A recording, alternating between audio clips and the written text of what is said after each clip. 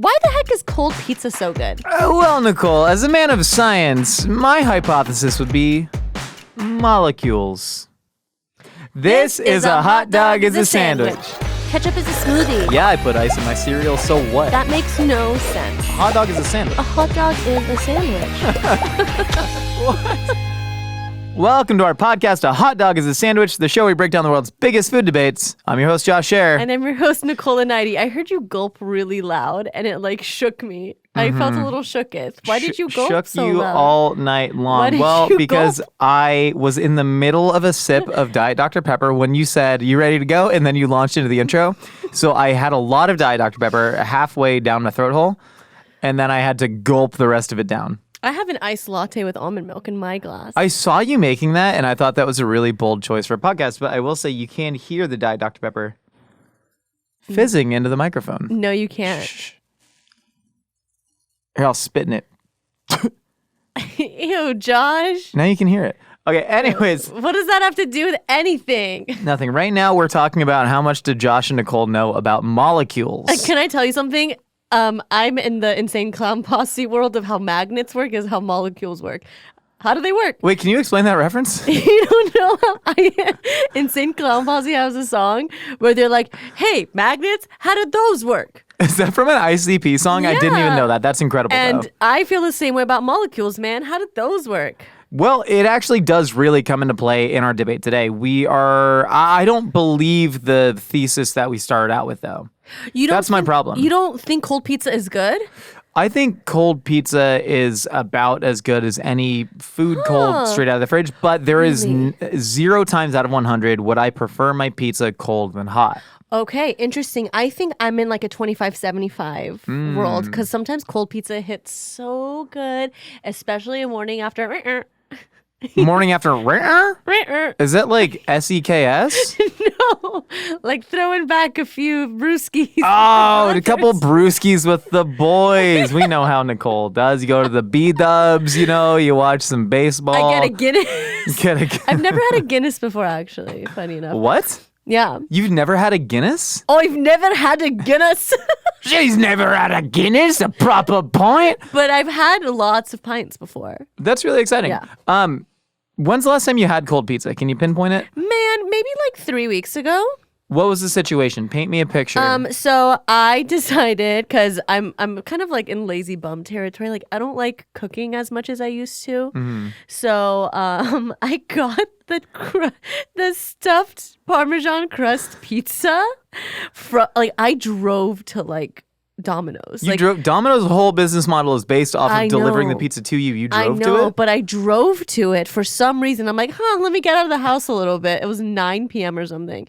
And I drove to the standalone Domino's in West Hollywood, and I picked this up. Also, the most pungent pizza I've ever smelled in my life. Yeah. It is.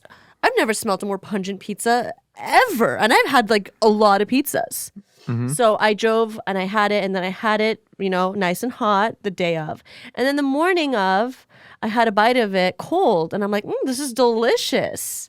And it was, and I really enjoyed it. I think if any pizza does succeed as being good cold, it is fast food pizza. Because it's a little bit thicker, a little bit breadier.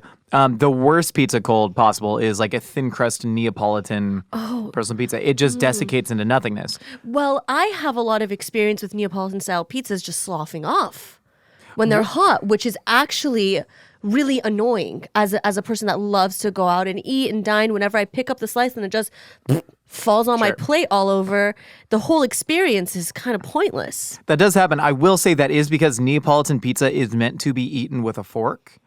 Which people think is sacrilege. Honestly. Shoot, no, dude, shoot, no. Don't ever ask me that disrespectful question again. Am I eating it with a fork? No way, man.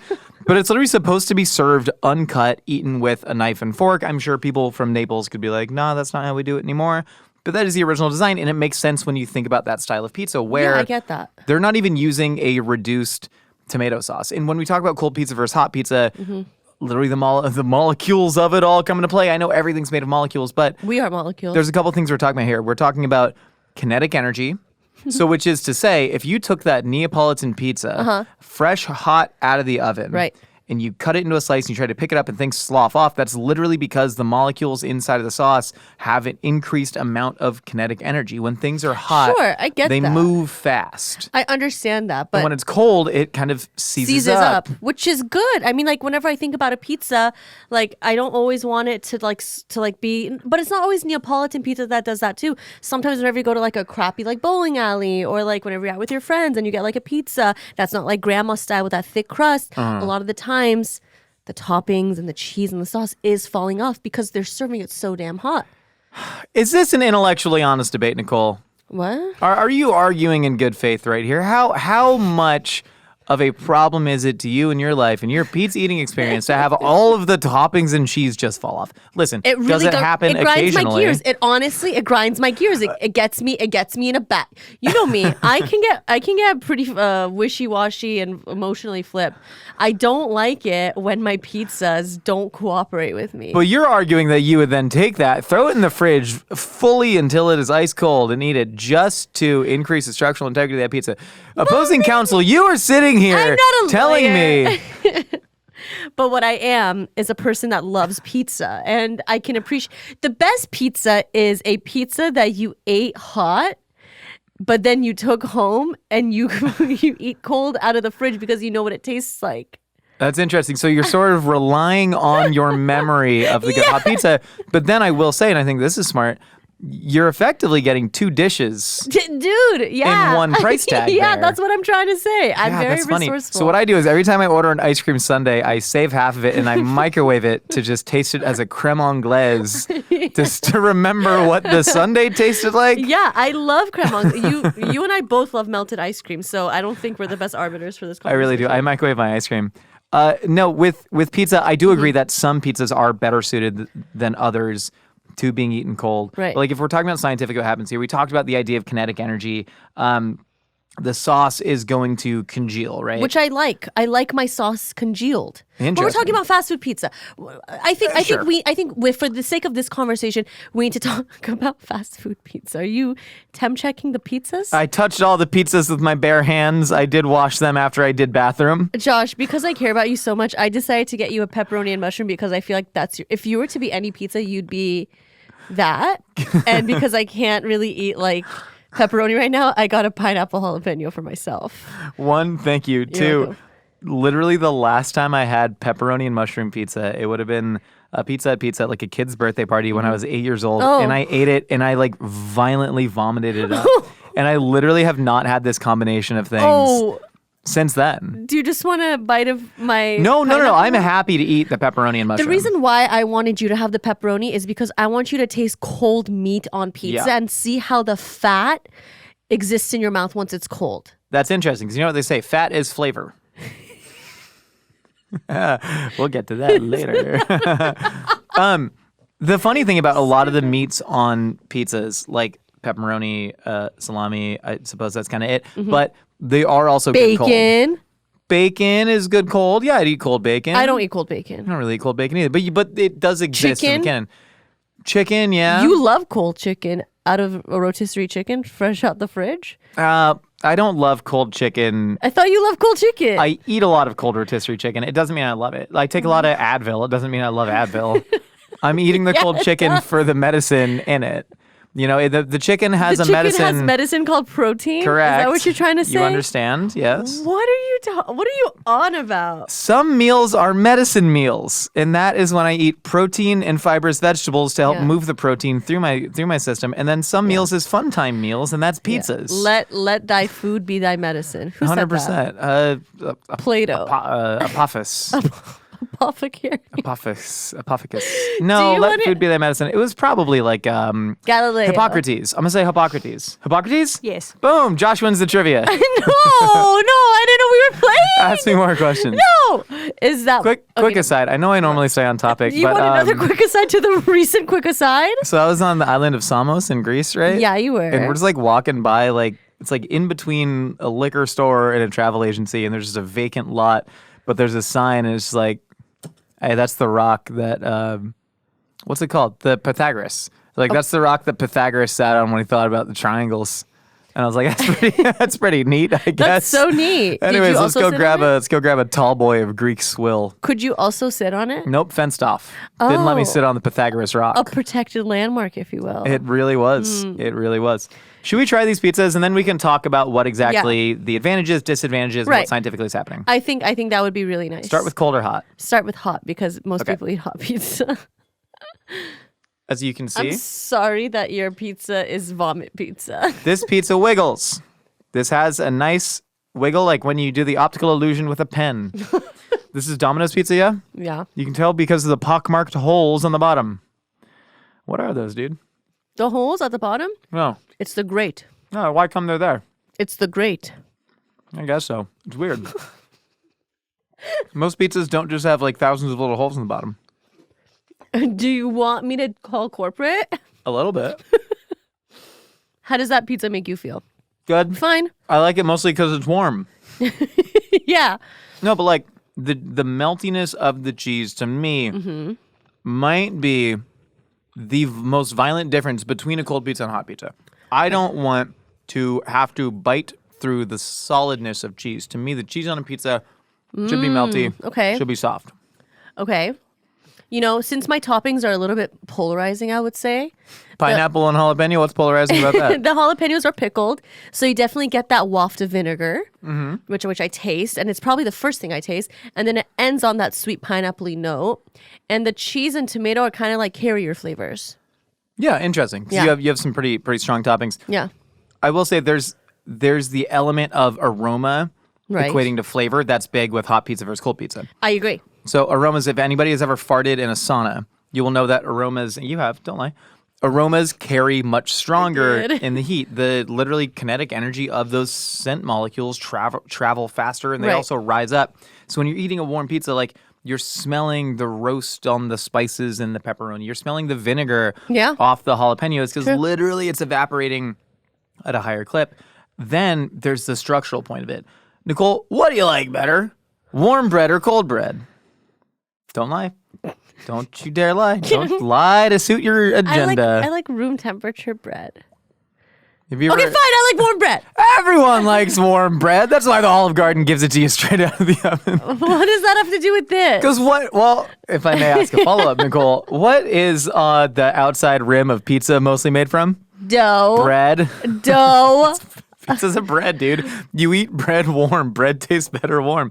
When the bread goes into the fridge. But this bread has stuff on it. Can't you see? Yeah, but you see?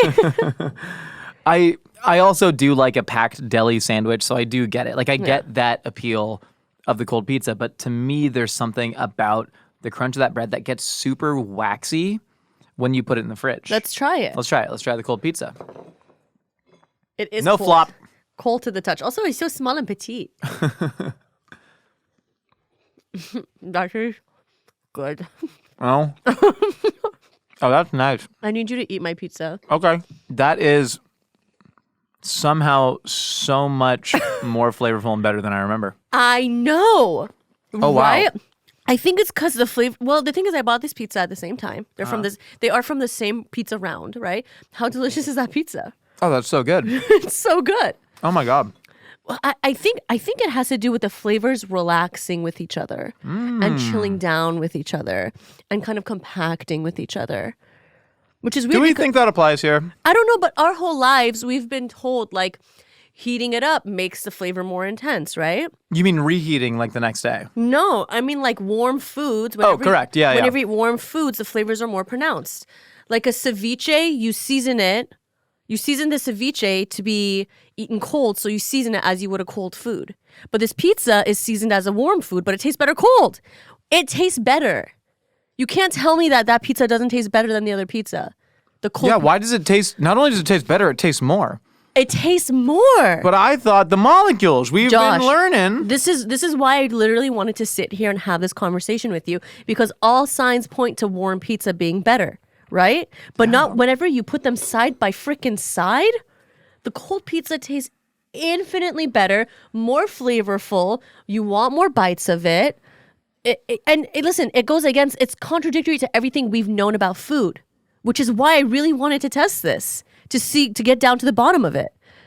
I have a new hypothesis. Yes, Pythagoras. Well, please, this is my government name. My old hypothesis. Yes, Pythy. Was about. Just call me Gore. My old hypothesis was about the molecules, you see. Whereas now I believe it is because of Ricky Raindrop.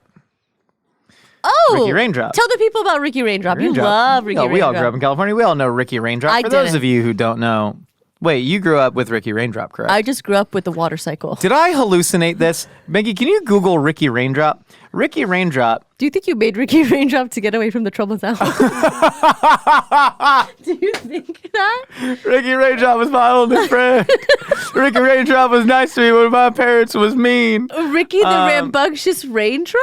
I didn't realize he was rambunctious. It's Orange County. See, it's only Orange County? Get the hell out of here. Exactly. See, I was a Beverly Hills Unified School District girl. We did not have Ricky Raindrop. We didn't need Ricky Raindrop. Please, any listeners in Orange County, tell me about your stories with Ricky Raindrop. He was an anthropomorphic, rambunctious teenage raindrop who taught us all about the water cycle. From condensation to precipitation to percolation to evaporation. But no, this is evaporation at work, I believe. Oh, so what you think is the hot pizza, the water molecules have lifted and gone into the ether, and what we have left with the cold pizza is concentrated flavor. Well, I think when you let pizza sit overnight to become cold, water evaporates out of it. It gets drier, right. Yeah, sure. Yeah. And so I think saw that by the lack of flop, right? 100%. And so I think even if it is a 10% evaporation rate per day here, I think you're left with a 10% more flavorful pizza because there are fewer water molecules. Think about tomato sauce, right? I was just about to say the tomato sauce. Yeah.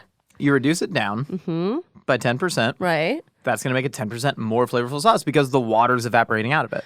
You need to think about also the way that they're making sauce here. They're not warming sauce over like a flame. They're probably taking canned tomato slop and putting spices in it, right?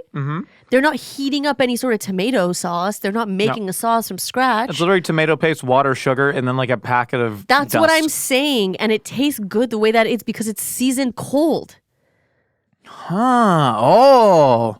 Do you understand what I'm saying? Yeah. Is what I'm making make sense? You're telling me that like the sauce they are making is not, say, a Sunday Italian-American gravy where it's bones cooking in the tomatoes. And no, you're saying the sauce that they are making is meant to be eaten cold. It's like a ceviche. They have flavored the pizza sauce like a person would make a ceviche. Interesting. In order to be eaten cold.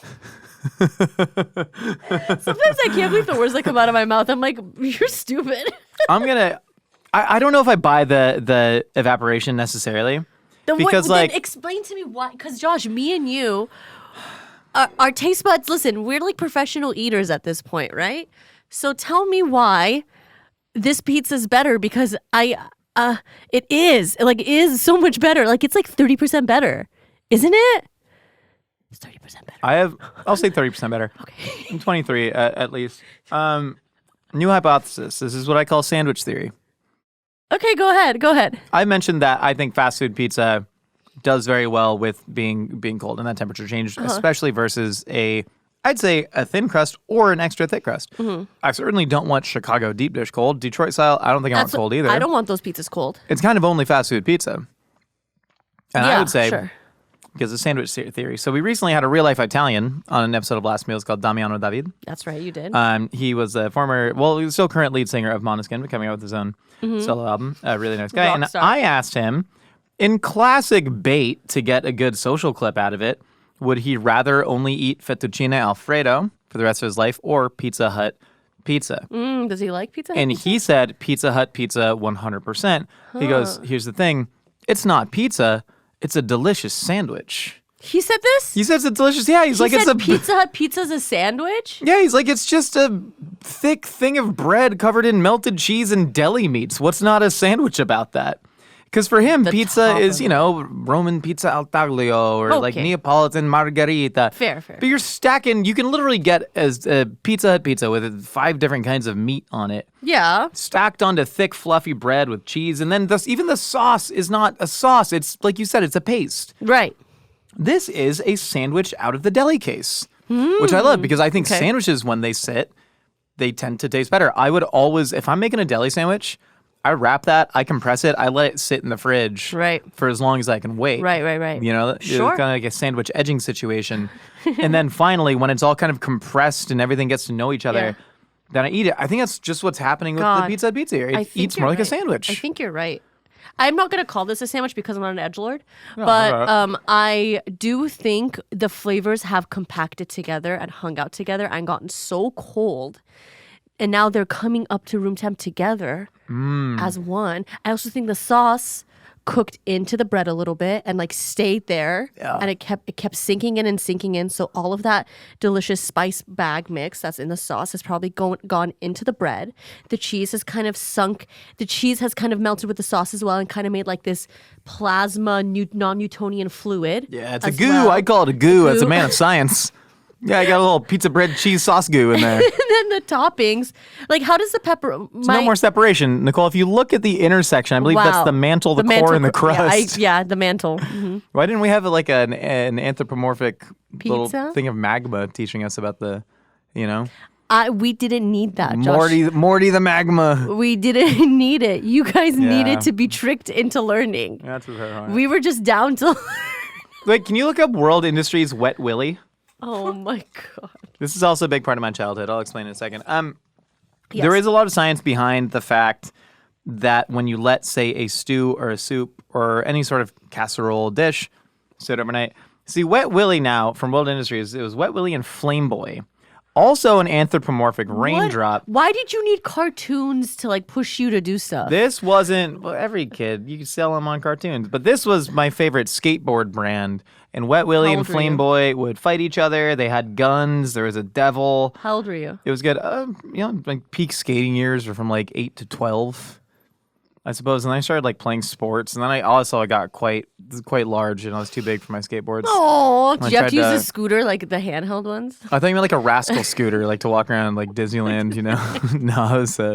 No, but I did like break a skateboard deck from being a 260-pound teen trying to ollie a 4-star. Oh, I had a Barbie Razor scooter. Nice. You should have seen the way I would go. I would crouch and put my arms up like this, mobbing, and I would just roll, and I was good at it too. Nicole mobbing. I was really good at scooting with my Barbie Razor scooter.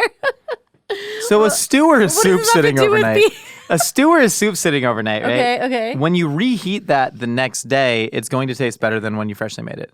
Or at least it's going to taste different. Yes, I would say better. I would say better too. There's a couple theories why. One, I believe we heard Ariel Johnson talk about this. Sorry, I touched your hand. Don't get your pregnancy hormones on me. I don't know how it works. Am I going to get pregnant now? Because when you let something sit overnight, say there's onions and beef in a stew, right? The onions are going to be flavored more like beef, and the beef is going to be flavored more like onions simply because they've been interacting. The cell walls have broken down. They're transferring aromatic properties, or they're physically transferring the glutamates in the beef. Right. There's also the theory that when, say, especially if there's meat in there, if that has sat with salt on it over a while, the protein breaks down to glutamates, increasing the umami factor in it. Okay. Does any of that transfer into pizza? Like, are these ingredients... Is the pepperoni really transferring more of its pepperoni essence into the cheese? I mean, I would assume so, yeah, because it's not just sitting on there anymore. It's now interacting with the other layers, right? Yeah, it's like you've made a field journal print of a leaf inside of a book. It's like muffaletta. It's exactly muffaletta. It is self. muffaletta. It has self. It's like self-immolation, but self-muffaletta. Self-muffalation, I think, is an incredible way to protest. We've seen it throughout history. Vietnam War and Buddhist monks. It's truly Arab Spring. A lot of self-muffalation. No, I think that sometimes you can live in the mystery of why something is better than another thing. Right? It could be scientific. It could be purely cultural. It could be for the fact that I haven't had a piece of cold pizza in like probably a decade. You've never had? You're kidding me. Probably not since I'm sure it's been sooner than that. But really, I will always, even if it's just microwaving it for like 45 seconds to get it past room temperature. That's typically what I do. But again, since I've become a lazy pregnant bum, sure, I'm not gonna. Do the 45 seconds of warmth really like define me? No, I don't think it should. It's okay. I've truly gained a new appreciation for cold pizza here. I know. Isn't that exciting? And part of it could be because of the novelty, but I think there is value in that idea of like, you already had the warm pizza. What are you going to do? Are you going to get it to 80% as good when you reheat it? You know, no matter what you do, if you put it in the air fryer. Pizza is kind of a bore and a trudge in itself. And sometimes ruins the integrity of the pizza. Yeah. You can also turn that into a new dish. You can put a little bit of Parmesan on it. You can air fry it and get it nice and crispy, and that's something new. Nacho. But so is just the cold pizza. This is fantastic. Embrace cold pizza. I've started to do that. You need to embrace it. What other foods do you believe are better cold straight out of the fridge? Bestie, I have a list. Are Get the you heck ready outta for here. my list of which foods are better hot or cold? Yes. Okay. Curry. Hot. Sushi. I microwave sushi to room temperature. That's true. If there's leftover sushi, I am putting it in the microwave for about 7 seconds until it gets not to room temperature, but cellar temperature. Lasagna. Oh, I do like taking bites of cold lasagna out of the fridge. I know you do. I put ranch on it. I know you do. Yum. Okay, fruit. Now, some people have said they hate hot fruit. I love warm fruit more than cold fruit. Me and Julia have to buy double the amount of fruit because she will only eat it if it's out of the fridge, and I will only eat it if it's room temp. I have sensitive teeth, but also it doesn't ripen. The fruit doesn't ripen, you know? And sometimes she, well-meaning, will take like an unripe peach and put it in the fridge, and I won't notice it there. It's been there for a week, and then it's all messed up because the ripening process has been interrupted. Right. Hard-boiled eggs. Oh, that's cold. That's dead cold. That's ice cold hard-boiled egg. Hot, fresh, cracked, literally my hands burning from cracking it open. No, I love a cold egg. An ice cold egg is so good. Cheddar cheese, aged 2 years. Gotta be room temp. Oh, I love it cold. Really? Love it cold. I can taste the crystals better. Oh, yeah, the texture does get like kind of fun and firm. 2 years. You but... gotta think about the 2 years. Oh, only 2 years? I just said 2 Only years. 2 years, yeah. When you said years, I thought like it was gonna be more. 2 years, yeah, I would rather eat a cold 2-year cheddar than an older cheddar. A brownie. Brownie, room temp is the perfect temperature for brownie. Coffee. Oh, so I order hot coffee with 2 ice.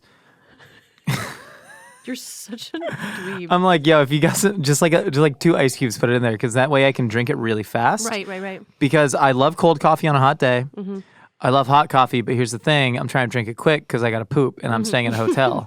And so I want to be able to drink that hot coffee because the steam in the hot coffee, it fills up your digestive system and pushes the poop out. Do I know if there's science behind that? No. Do I feel it? Yes. And so that's why I order my coffee 2 ice. I have 2 more for you. Bread pudding. Bread pudding, gently warm, about like 89 degrees. Made the day before. Correct.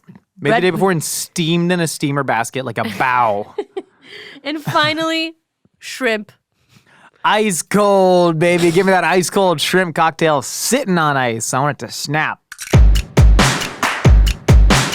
Spring always gets me in the mood for fresh starts, cleaning out closets, planting something new, and this year, I'm diving into a new language with Rosetta Stone. Puedo tener 3 tortillas de maíz y un poco de tinga de pollo, por favor. ¿Cuál es la diferencia entre jitomate y tomate? You know what that was, Nicole? That was you speaking excellent Spanish. That was me trying my best. But I think there's something really exciting about the idea of traveling somewhere and actually speaking the language. Ordering food, chatting with locals. It's a totally different experience when you can truly connect, which is why I used Rosetta Stone before going to Mexico recently. And I was able to talk about Oaxacan food with a wonderful chef that I met. That's so awesome. Rosetta Stone has been the trusted leader in language learning for over 30 years, and their immersive approach actually helps you absorb and retain a new language naturally, whether you're on your desktop or learning on the go with the app. What I love most is the True Accent speech recognition feature. It gives you real-time feedback on your pronunciation, so you sound way, way more natural. Plus, there's no translation crutch. It trains you to think and speak in your new language from the start. Tomate es más pequeño y jitomate es más grande. Did you know that? I was literally Googling jitomate a few days ago trying to find out what a jitomate is. So and I learned that because I was in Mexico. Don't wait. Unlock your language learning potential now. A Hot Dog is a Sandwich listeners can grab Rosetta Stone's lifetime membership for 50% off. That's right. That's unlimited access to 25 language courses for life. Visit rosettastone.com/hotdog to get started and claim your 50% off today. Don't miss out. Go to rosettastone.com/hotdog and start learning today. All right, now it's time for a segment where Nicole and I put our food trivia knowledge to the test. It's time for our very own trivia segment called Yummy in My Tummy. Got some trivia for you. Robot Meg has 3 questions prepared. Nicole, you and I will wait until the question is complete, and then we will answer. If wrong, the other person will get a chance to guess and earn the point. Let's hear that first question. Which singer-songwriter of the hit song Thinking Out Loud is known for topping his pizza with ketchup and fries? Here, present, who is Ed Sheeran? The correct answer is Ed Sheeran. Get the heck out of here. How does that song go? When your legs don't work like they used to. That's what that song's called, eh? I saw him sing that live at Coachella. I think that might have been my first dance song. Really? Yeah. I think it was too. I was there. There was a lot of Drake at your wedding. There was a lot of techno at your wedding. It was hardstyle. Dutch hardcore. Which pizza chain became the first company in history to deliver pizza to residents living in outer space? Ding-a-ling. I'm going to say Pizza Hut. I'm going to say Domino's. Oh. The correct answer is Pizza Hut. Oh. F. F in the B. I'm doing it. Damn it. What is the technical Neapolitan term for the outer edge of a pizza's crust? I know it. Cornicione. The correct answer is cornicione. Cornicione. Cornicione. It's pronounced cornicione. Well, pleasure winning against you. Thank you so much. Well, I'm sad to have lost that, but you know what I'm happy to do, Nicole? What's that, John? I'm happy to hear a little segment we got called Opinions Are Like Casseroles.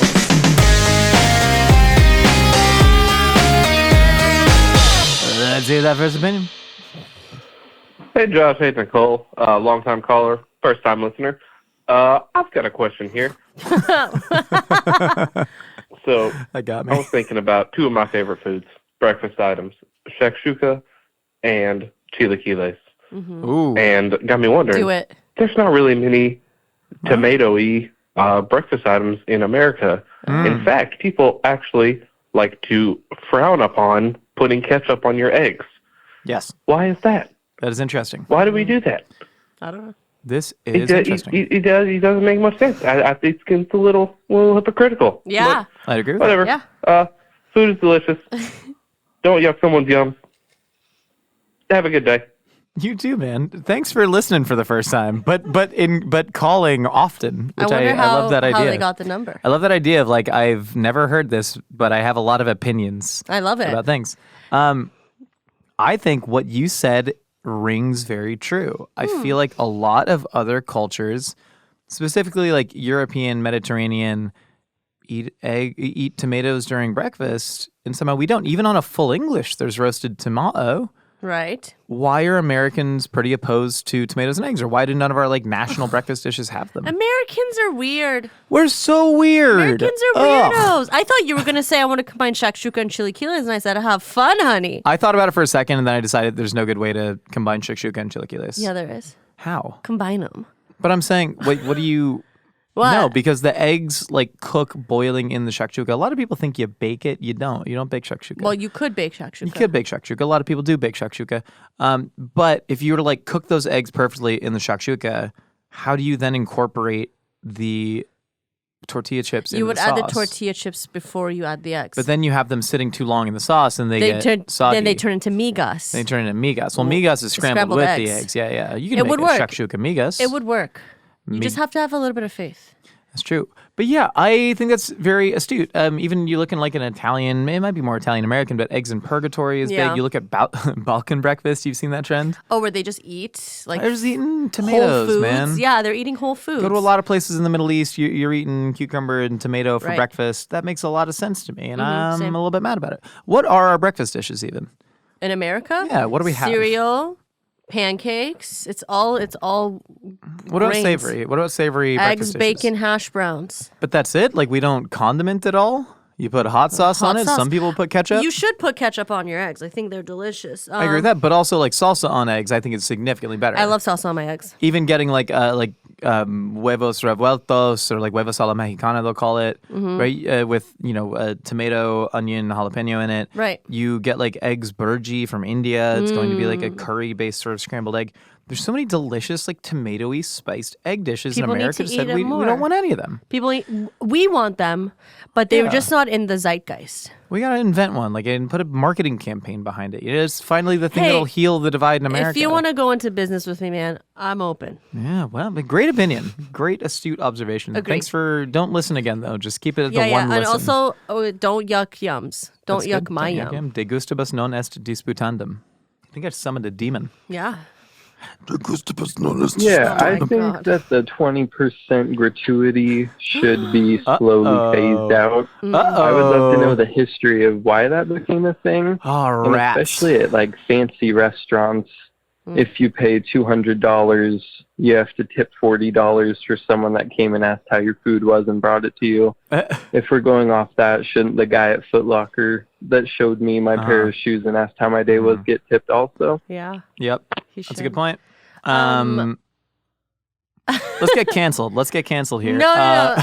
I think, listen, other than California, please tell me if I'm wrong. There's everywhere else, servers make $2 to $3 an hour. It's not everywhere else, but there's something called the tipped minimum wage credit, right. where I believe the lowest state, I don't know if this has been changed in the last couple of years since I've checked, was Delaware. The tip minimum was $2.13 an hour. Yeah. However, with tips, your wage had to be higher than the federal minimum. So it's very complicated. Yeah. The origins of tipping, I haven't done a full dive into this. The last time I read about it was a while ago. It, I believe, had something to do with Jim Crow. Oh. There's a kind of strange, very racialized history with why tipping exists in America. You'll have to kind of do your own research on that. I don't know anything about that. But it's one of those things where the system is here, and what restaurants could do is say your steak normally costs $40 on the menu, but you would be expected to tip 20% on that. Right. What they could do, and I think what all businesses should do, is have tip-inclusive pricing. So say the economics of a $40 steak work for your restaurant in the margins, but not enough to pay your employees. That steak should cost $50. However, if the steak costs $50, people will order it, say, 15% less, but if they already have this hidden 20% cost on top of that $40 steak, people know they're going to tip, but when you see $40 versus $50 on a menu, you're less likely to order it. However, businesses should not be run on weird trickery. Right. And I agree, people should get paid a living wage. I also agree with you that the dude at Foot Locker should get paid a living wage. And it's very weird when people take up tipping in restaurants as a heavy social justice issue and then ignore the fact that a massive amount of workers who are even in the hospitality business, like a Foot Locker, aren't getting tipped. And I know the heart is in the right place of pay people a living wage, but it's very, very silly. And I will never forget the moment when I realized it was all ridiculous when my Italian roommates asked me, who do you tip in America? And I was like, restaurants, barbers, tattoo artists. And they go, you get the massage? Yeah, I think you tip a massage therapist. Yeah, you do that. And then one goes, what about clowns? And I go, I've never hired a clown. I don't know. And he goes, we have a clown at the... He said, clown. What about a clown? At a birthday party, do you tip them? And I was like, You tip entertainers. And then I was like, no, surely the clown... If you hire... I'm sorry. Oh, yeah, go ahead. If you hire an entertainer to come to a party, of course you tip them. How the f*** am I supposed to know that a clown is expecting a tip? What? How am I supposed to know that the clown... They made the kids laugh. ...has not priced their my God. rate? It doesn't matter how they price their rate. It's called respect. What do you mean respect? They take time. I don't respect this. No, I respect the clown. But I'm saying... respect the clown. I assume that the clown's pricing would be what they need to make their clown business work. I don't know. If you can tip and if you can give them an extra, few bucks for making the kids giggle and make balloon animals, you should. I know. You should pay everyone what you would be willing to pay them. Nobody would be Can I tell you sad something? to get Shut more up. money. Shut up. Okay. I think tipping... I like tipping, and I think it's important to tip, and I think it's valuable. Absolutely. I'm in a privileged place where I grew up financially secure, thank God, and I would love to reciprocate it to people, places, and things when and where I can because that's the way I was raised, and I think that's proper. And I don't go to restaurants all the time that have a 20% included gratuity. Sometimes I do, and I pay it happily because I don't know. But how much do you tip when it's not included? 20%, 18 right? to 20. 18 to 20. So I'm saying whether it's included or not, like, but if you're I still get a doing coffee, it. if I get a coffee for $7, am I going to tip an extra $1? Depends on the vibe. Wow, you're a real piece of crap. You're out here spending all your money on clowns while not tipping your baristas. I've never bought a clown. What about a phlebotomist? I've never rented. No, they make Nurses are underpaid. Phlebotomists make approximately $38,000 a Teachers, year, I you're believe. tipping your damn teacher. Wait, phlebotomists make how much? $38,000. Dollars a year? I think so. That's like basically minimum wage in California now. No, how much does a phlebotomist make? Last time I checked. You should be tipping your phlebotomist then. No, the rules on who to tip and how much to tip are very silly and antiquated. And again, they all come from the good place of give people a living wage. I said 38, it's 41. Also, though, the server who has sold me a $300 bottle of wine that expects a 20% tip on that. You're getting that kind of wine? The only time it's been when I went with my brother and I got tricked, but then I ended up on the group Venmo and I don't want to bring it up because it's fine. He's given me a lot in my life. But anyways, I was driving that night too. But anyways, I'm saying if you bought a $300 bottle of wine versus a $30 bottle of wine, the server didn't do 10 times more work. No. They weren't 10 times more affable. They're not deserving of 10 times the wage because they brought a different wine bottle, right? And I hope that restaurant has tip sharing. Well, I don't know. Pooling. I don't know if someone is, I'm just telling you the psychology of it. If someone is spending $300 on a bottle of wine, I might touch their table a few more times.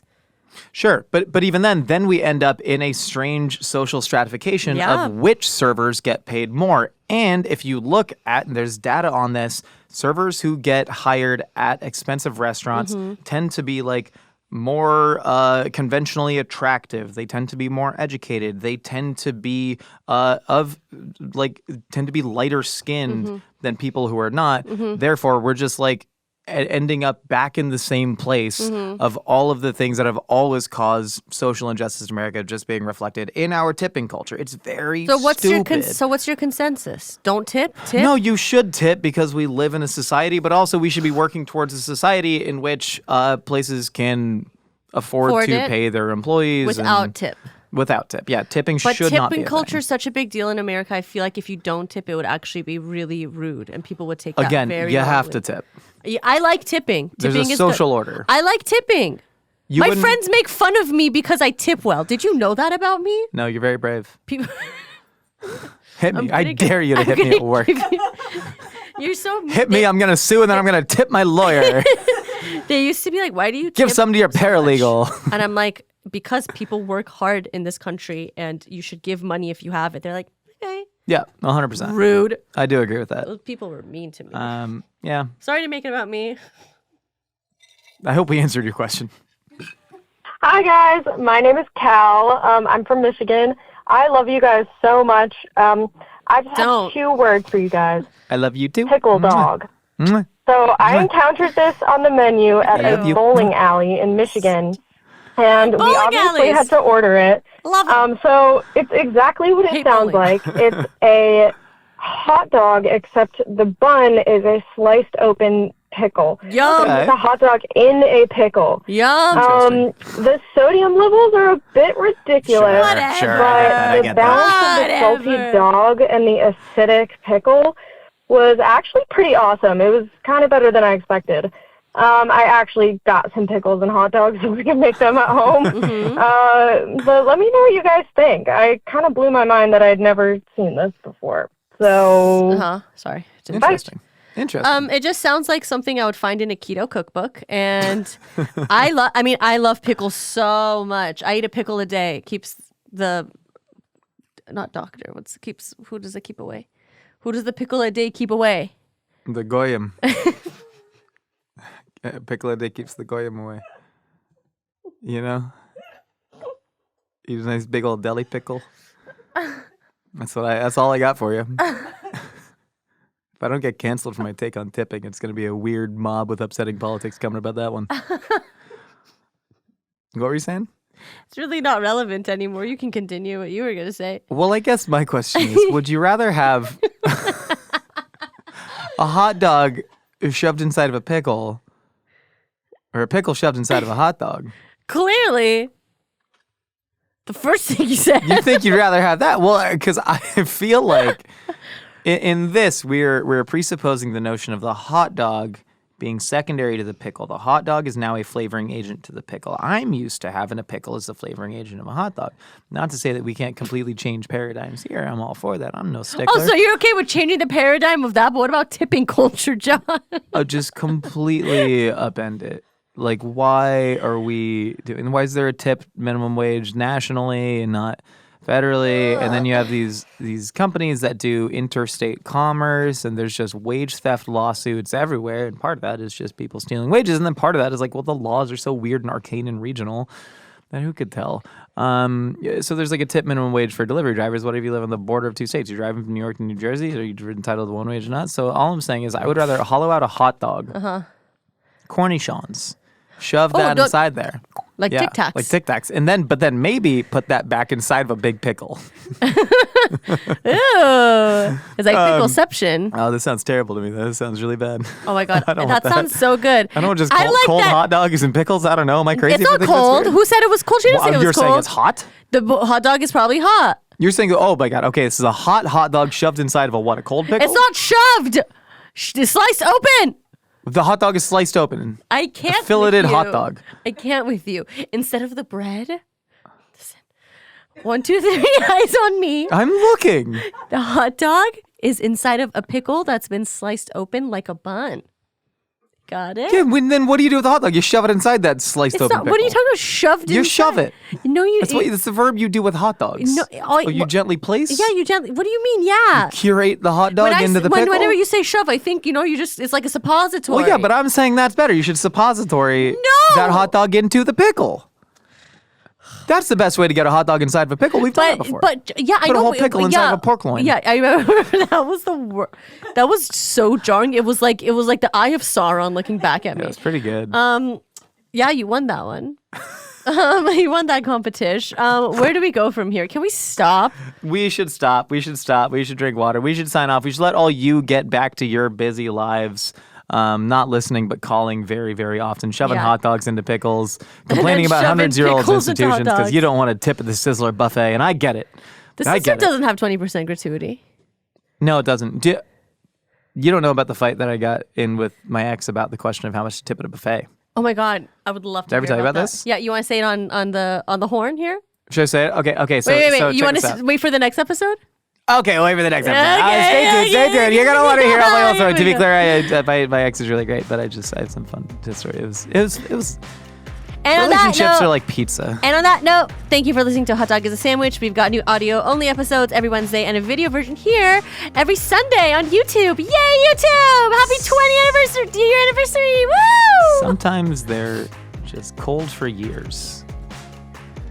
You mean like... If you want to be featured in the podcast, call 1-833-DOG-POD-1. That's 1-833-DOG-POD-1 so we can hear your opinions. For more Mythical Kitchen, check out our other videos. We launch new episodes every week. You should watch Last Meals. It's pretty damn fabulous. And we will see you next time. Bye!